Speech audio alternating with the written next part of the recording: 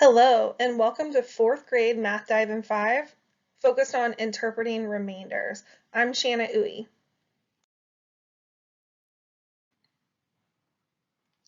For your first task, I'm going to ask you to pause the video, complete the task on your own or with a team or partner, solve for the product. I want you to direct model to solve the problem. Maria baked 50 cookies for the bake sale. She places an equal number of cookies in 8 boxes. How many cookies were in each box? As you're working through the task, think about what does each number in the problem represent, how did your model relate to the problem, and what did you have to do to the remainder to find the correct solution. I'll see you soon. Go ahead and pause the video. All right, welcome back. First, we're going to look at the progression with BEST. We're multiplying two whole numbers from 0 to 12 and dividing using related facts in third grade. And we're also solving 1- and 2-step real-world problems involving any of the 4 operations with whole numbers. In fourth grade, we're moving to dividing a whole number up to 4 digits by a 1-digit whole number with procedural reliability, representing remainders as fractional parts of the divisor, solving those real-world problems again involving both multiplication and division of whole numbers, and then when problem solving, sometimes we have to interpret the remainders within the context to find the solution. In fifth grade, we're continuing dividing multi-digit whole numbers, but now we're going up to 5 digits by 2 digits with procedural reliability. We're still representing remainders as fractions. We're still solving multi-step real-world problems involving any combination of the 4 operations with whole numbers. And we're also solving real-world problems involving addition, subtraction, or multiplication of fractions, mixed numbers, or fractions greater than 1. In this video, we're going to focus on solving real-world problems involving multiplication and division of whole numbers, and then when problem solving, interpreting those remainders.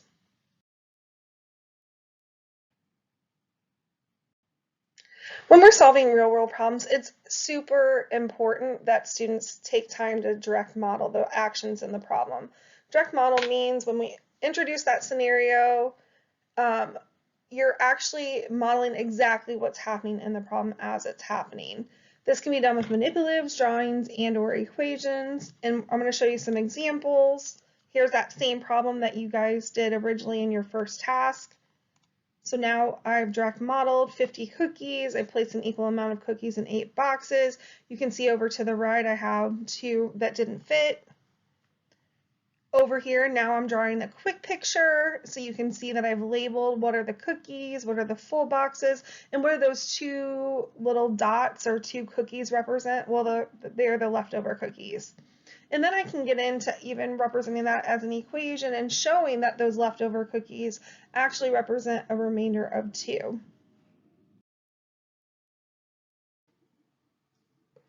So now that I've direct modeled the word problem, I have to think about what to do with that remainder.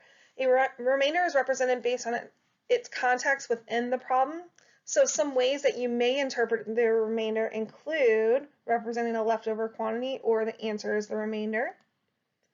Be discarded and forming a whole number answer, which is ignoring the remainder. Increase the quotient by 1 or add 1 to the quotient. Be partitioned into a fraction or decimal, so we're really just showing that remainder as a fraction or decimal with the quotient. Or be rounded to obtain an approximate answer. So we're going to look at some examples in the upcoming slides of what that looks like. So something you want to consider doing whenever you're focusing on interpreting remainders within word problems, it's sometimes helpful to use that same scenario but modify the questions being asked to show the different ways to interpret the remainder. It's so they can kind of compare and contrast them. So going back to our original problem, let's start with representing a leftover quantity. What question would be asked for that to need to happen? So if I'm asking how many cookies will not fit in a full box, so that would be the remainder is the answer. Let's go to ignoring the remainder. How many cookies will be in each full box? So I don't need that remainder. I just need the quotient of the full boxes. If I want to increase the quotient by 1 or add 1 to the quotient, what would I ask? How many boxes will Maria need to place all the cookies in a box? So it's okay that 1 box isn't full. If I'm going to represent remainder as fraction or decimal, I might hear, if she uses all the cookie parts, how much cookie will be in each box? So food's really good for that because you can break that up into fractional amounts or decimal amounts.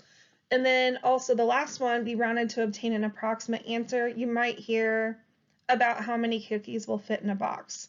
So you can see where it might be beneficial to use that same scenario, but show all the different types of questions for those different ways to interpret the remainder.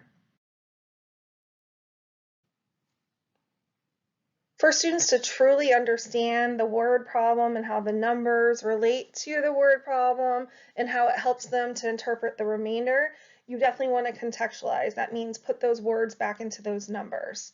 So if the problem was a group of 65 students went on a field trip, each trolley held exactly 10 students, I need to figure out what does each number in the problem represent. Well, the 65 is the students. The 10 is students on each trolley. The answer part, the 6, is amount of trolleys that are full. And then the remainder part is students that didn't fit in the trolley. So if I give them that answer, 65 divided by 10 equals 6, remainder 5, you already have the answer. It's not about the solving. It's about understanding that problem and labeling those different numbers so that I can determine what to do to interpret the remainder. So now that students already have the answer, they've labeled all the different parts of the problem and the answer, now I can ask some questions that kind of go along with it. So one question might be, how many trolleys are needed so all students can write at the same time? So what would I need to do? Increase the quotient by 1 and drop the remainder, so the answer would be 7 trolleys. How many trolleys will be full with no space remaining? I need to ignore the remainder because I only want the full ones. I have it labeled right here under the 6, so I know 6 trolleys is the answer. How many students will be in that last trolley? So that's assuming that I'm filling an extra trolley.